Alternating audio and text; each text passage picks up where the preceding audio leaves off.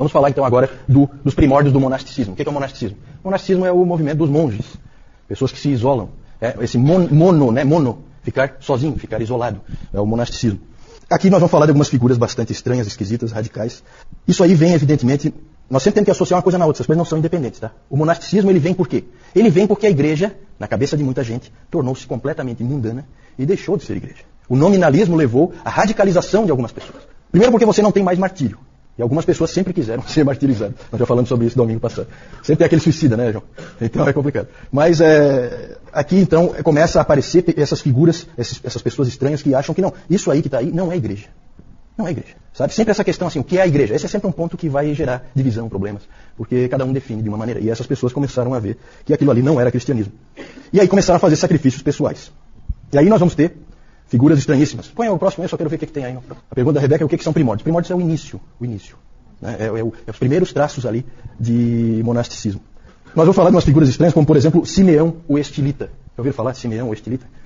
Esse é uma figuraça. É um monge lá acho que é na Síria, no deserto da Síria. Ele resolveu que ele ia viver a vida dele inteira em cima de uma coluna. Então ele ficou em cima daquela coluna, lá as pessoas vinham aprender com ele. E ele morava ali, em cima da coluna. Vocês sabem o que é um estilita? Não confundam com estilista, que estilista é outra coisa. Tá? Um estilita pode olhar no Aurélio, lá na sua casa. Um estilita é uma pessoa que fica em cima de uma coluna. É isso aí. Interessante, né? Simeão, o estilita, acho que ficou bem encaixado. Né? Ele é santo tanto na igreja romana como na ortodoxa. O dia dele, o dia do santo, é o dia 5 de janeiro. Simeão, o estilita. Figuraça. Pode passar aí. Já no século III, começa esse movimento dessas pessoas estranhas indo para o deserto, indo para as colunas, né? Coisas esquisitas acontecendo. Mas no século IV e no século V isso aumenta muito mais. O mais famoso desses monges aí do deserto foi Antônio, ou mais conhecido também como Antão, Santo Antão. Mas Antônio é um nome correto também, pode-se usar qualquer uma das formas. Né? Não é aquele Santo Antônio de Pádua ou Santo Antônio de Lisboa, que esse é do século XII, não tem nada a ver, tá? Esse aí é outro, é o Antônio o Eremita, ou Antônio o Grande. No ano 270, terceiro século, portanto, ele tinha 20 anos e ele ficou profundamente impressionado com o texto de Marcos 10. Qual texto? Texto clássico do monasticismo. E Jesus, fitando-o, o amou e disse: só uma coisa te falta. Vai, vende tudo o que tens, dá aos pobres e terás um tesouro no céu. Então vem e segue. Esse é o texto monástico por excelência. Certo? Problema de interpretação, né? Na verdade, eles acham que aquilo ali vale para todos os cristãos. E ele então fez isso. Ele era um indivíduo de posses, ele vendeu tudo que ele tinha e foi para o deserto. E o resto da sua longa vida, ele viveu mais de 100 anos, ele viveu no deserto, completamente isolado de tudo e todos. As pessoas, esses pais do deserto, como eram chamados, eles sempre eram procurados pelas pessoas. Porque eles eram extremamente sábios. Eles refletiam o tempo inteiro, eles oravam o tempo inteiro, eles liam o tempo inteiro. Então eles eram indivíduos respeitados por todos. E aí começou aquela ideia, aquele ali é um cristão de verdade. Sabe, percebem como isso aí começa a criar percepções? Certo? E vai influenciar depois a história da igreja. Por isso que esse é o primórdio do monasticismo. Porque nós não podemos aqui, nessa época, quarto, quinto século, dizer que não, o monasticismo é aqui. Não é. Isso vai longe. Aí tem frase de Antônio, né? Antônio disse, por exemplo, aquele que se assenta em solidão e quietude escapou de 3 guerras: ouvir, falar e ver. Entretanto, contra uma coisa ele continua lutando: o seu próprio coração. Porque ele continuava com as mesmas tentações, apesar de estar distante. Então, ouvir, ver e falar, essas tentações ele não tinha, mas ele continuava tendo tentações que vinham de dentro do coração dele. Com o tempo, se identificou os 8 demônios inimigos da vida monástica. Demônios é uma maneira de dizer, né? Glutonaria, pensamentos sexuais, amor ao dinheiro, tristeza, ira, preguiça, vanglória e arrogância. Mais tarde isso aí foi adaptado e passou a ser os chamados 7 pecados capitais. Por que capitais, hein? O que significa capital? Principais? Não, mortais. Mortais. Né? Os 7 pecados capitais. Até hoje tem essa crença aí, né, em toda a estrutura do catolicismo romano, de que você tem os pecados veniais e os pecados mortais. Veniais são pecadinhos, assim, para eles, né? Que não são mortais. Estranho. Isso aí não tem base bíblica nenhuma. Cada um crê como quer. Interessante, gente, que nesse tempo, com os pais do deserto, e o Antônio foi o principal deles, mas houve muitos outros, com os pais do deserto no Egito, chegou a haver fenômenos interessantes. Como o fato das crianças brincarem em vez de mocinho e bandido. Sabe aquela brincadeira de mocinho e bandido? Eles brincavam de monges e demônios.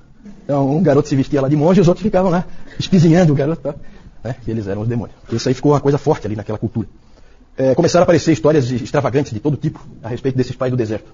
Uma história interessante é a história de que uma vez porque daí as pessoas lá, os cristãos do mundo, vamos chamar assim, eles iam para o deserto encontrar esses caras. Né? Eram sábios e tal. E aí, uma vez um desses foi no alto de uma montanha, que tinha um que estava lá no alto da montanha. E subiu aquela montanha e era difícil e tal, e encontrou com ele. E aí o eremita lá perguntou para ele: Como é que estão as coisas lá embaixo no mundo? As pessoas têm fé suficiente para dizer a este monte, ergue-te e lança-te no mar? Ele perguntou pro carinha que vinha lá de baixo.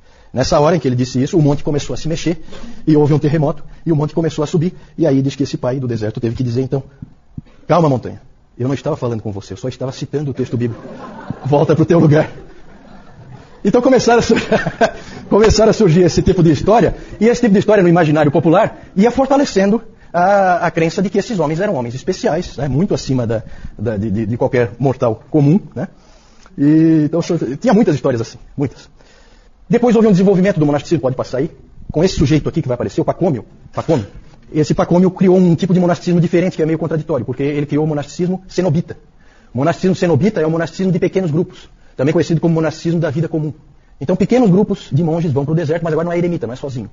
E o Basílio de Cesareia, que nós vamos falar mais para frente, que era um dos pais capadócios, ele apoiou muito esse modelo de monasticismo cenobita, de pequenos grupos de monges. Porque ele dizia o seguinte, não adianta você ser humilde e não ter com quem exercer essa humildade.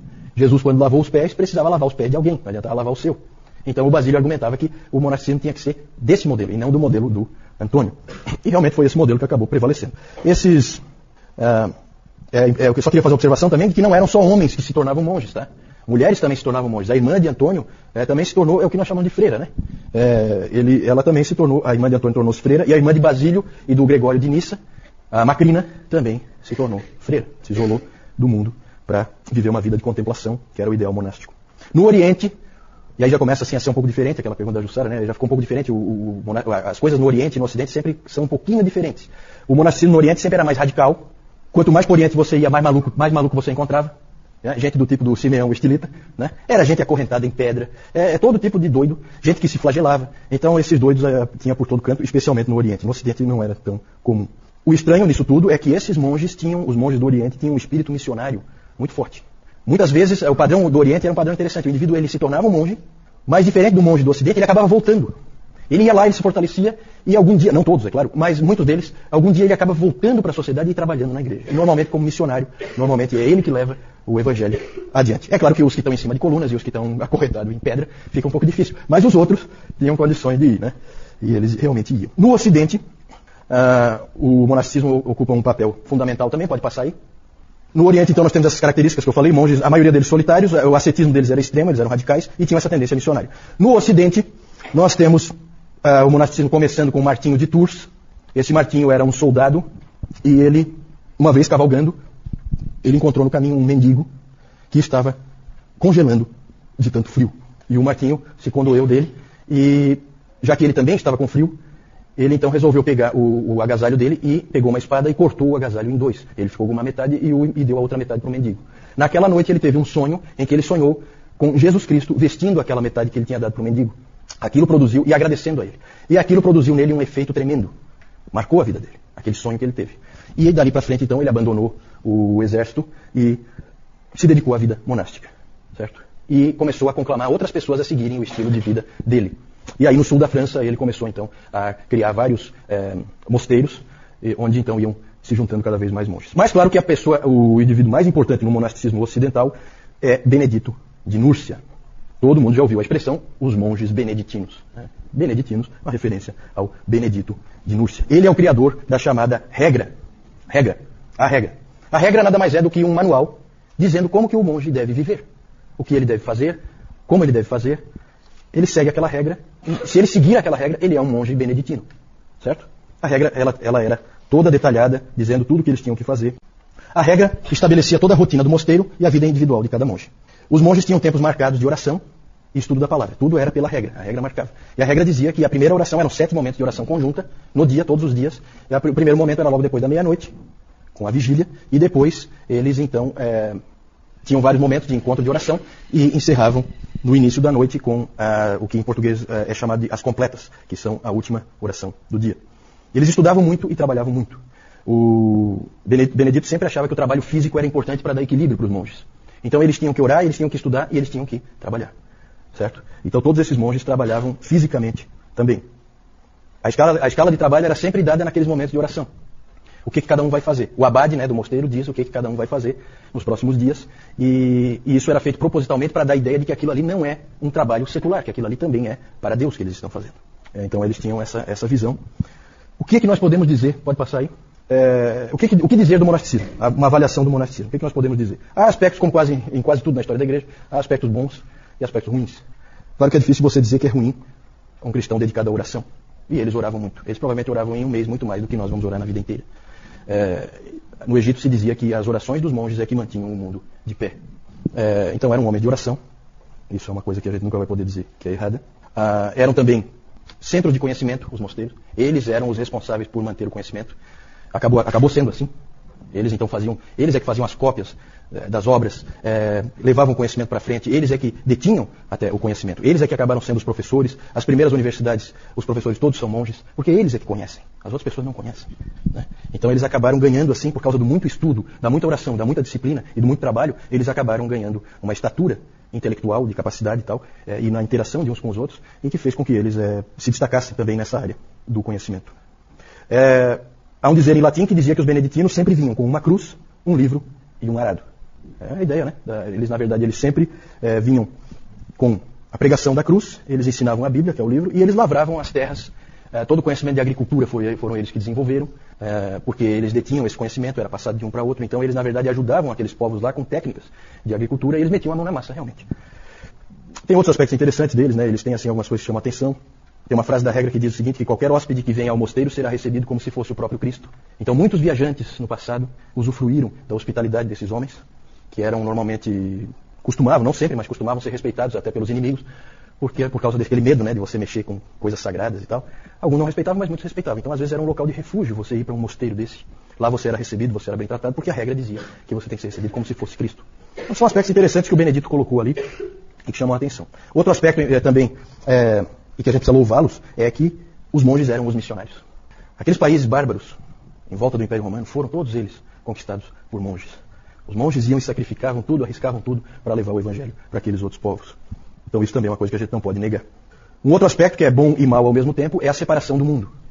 Por um lado, eles serviram para mostrar que cristianismo não é o Império Romano. Não é a mesma coisa. Cristianismo tem que haver santidade, tem que haver pureza, como era no princípio. Não é se tornar um total mundano e achar que é um cristão. Porque o nominalismo estava ali. Então eles serviram como um lembrete. Só que ao mesmo tempo, essa separação do mundo fez com que eles perdessem o contato com as coisas do mundo. E eles pararam de ter relevância e de poder ajudar uma pessoa do mundo nas lutas que uma pessoa do mundo sofre como cristão.